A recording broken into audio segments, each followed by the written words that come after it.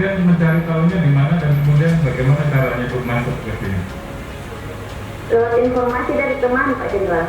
Oke, terus kemudian mendaftar di aplikasi atau menelpon? Datang sendiri dengan membawa hasil surat PCR. Oke, terus gimana rasanya di sini, membosankan atau enak? Alhamdulillah selama di sini rasa bosan itu tidak ada Pak Jenderal, karena fasilitasnya bagus, makanannya juga bagus 3 kali sehari. Saya rasa di sini saya tambah sehat. Alhamdulillah.